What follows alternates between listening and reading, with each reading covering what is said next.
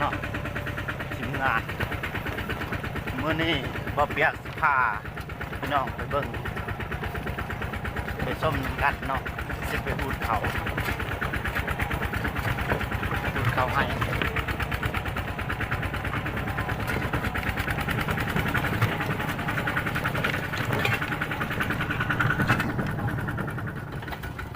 เนาะทางเขาว้าว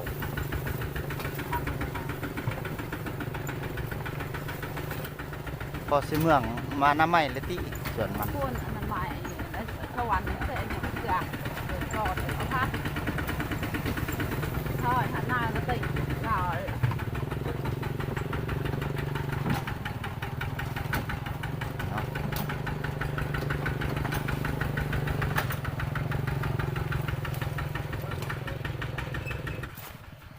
นี่เนาะสีฮอดปลาเขาล่ะลุ่ม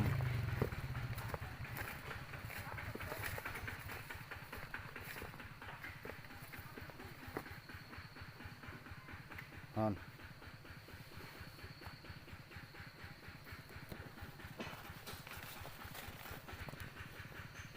สบายดีพี่น้องมื้อนี้บ่เปี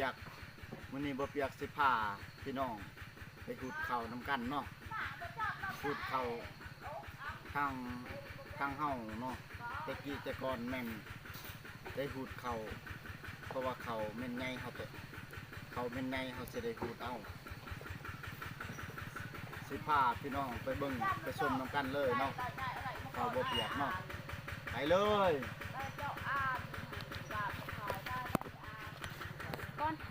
พาพี่น้องไปขุดเข่ามื้อนี้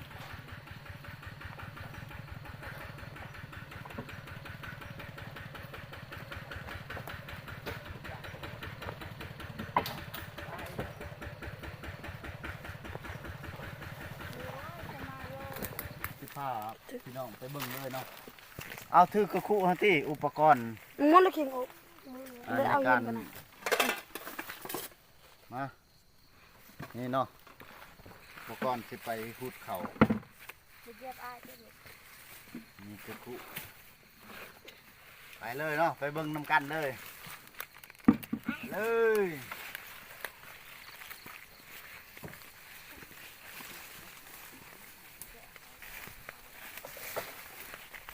มาเลย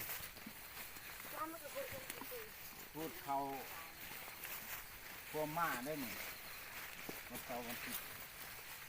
พวกม่ามาพูดมาเลยดำเอ้ย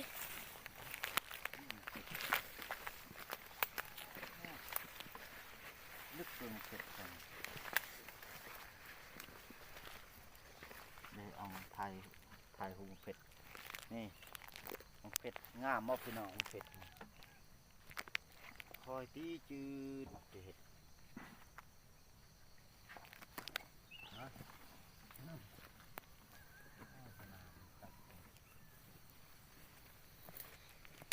ใช่ก็มาหุบเขาที่กันเด้อพี่น้องเอามาหอดให้เลยนะพี่น้องนี่ข้าวให้ใช่และข้าวอ้องเขาก็งามอยู่เนาะสิพาพี่น้องมาหุดเขาหมกถั่วจังจะเยี่ยมหมกถั่วแต่กี้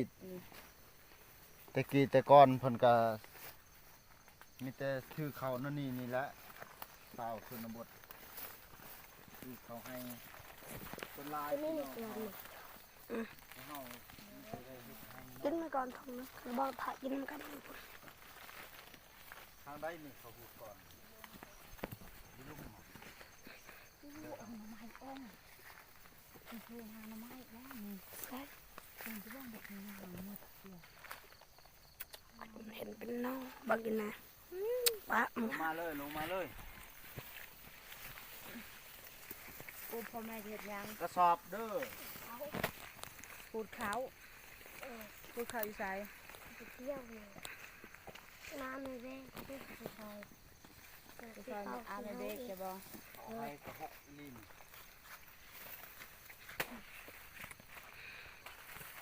เนาะ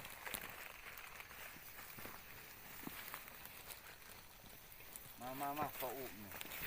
โอ้ยหมอนหมอนลูกสาย แต่เป็นยาวนี่นะคะมันนุ่มนี่มันบ่นุ่ม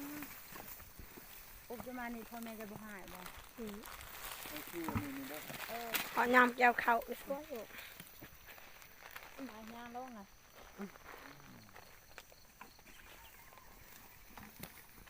สาวกสิกรเหมือนสาวกสิกรรม เอาเลยเนาะโอ้นกกระไลลิเอาเลยพูดเสียงนกชนิด นกเป็ดกระเหลี่ยวน กก็จะกินเขา เขาก็อยากกินแมว จะต้องหู เดินยาหมดเสียเลยไปทำเถอะ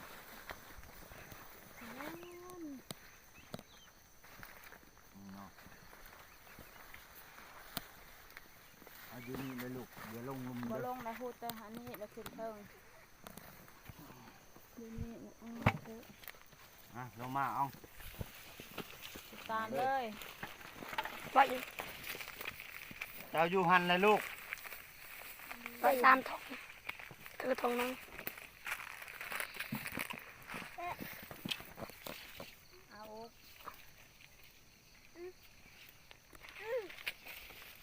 มาบ้าง เอาลูก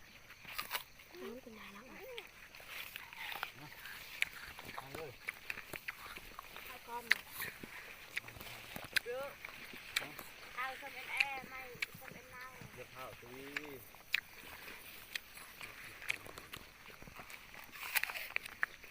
ด้านท้ายแม่ไม่ใช่หนู ลงมา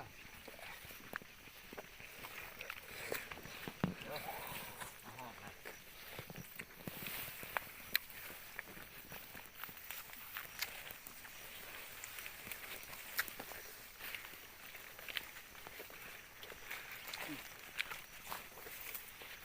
อยู่ถึงที่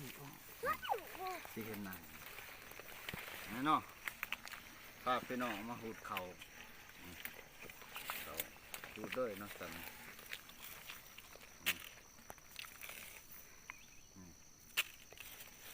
เอ้ พอบ่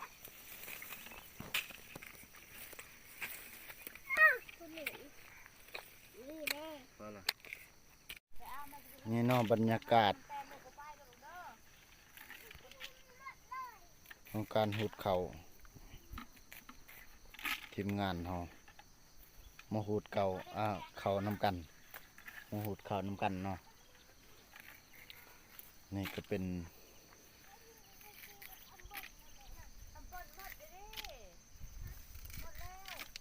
บรรยากาศเศร้าๆเนาะตะเวนคือบ่เห็นเหมือนไดบ่มีตะเวนบ่ทันขึ้นนี่เนาะพุ่นตัวเฮาหูดแล้วเนาะได้หูดแล้วเบิ่งลุมยังเบิ่งถึง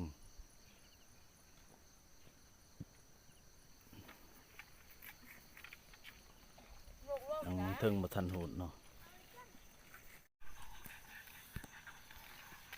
นี่เนาะ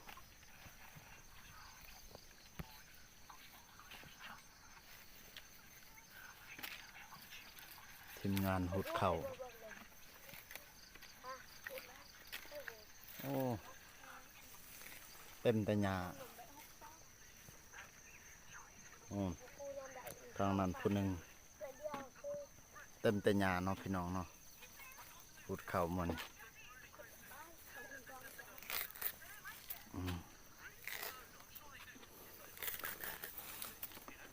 หุดเข่าไปเลย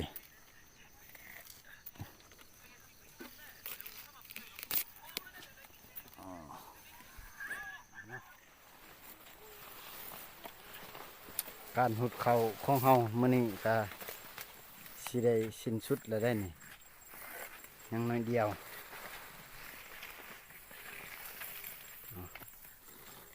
เข่าบ่หลาย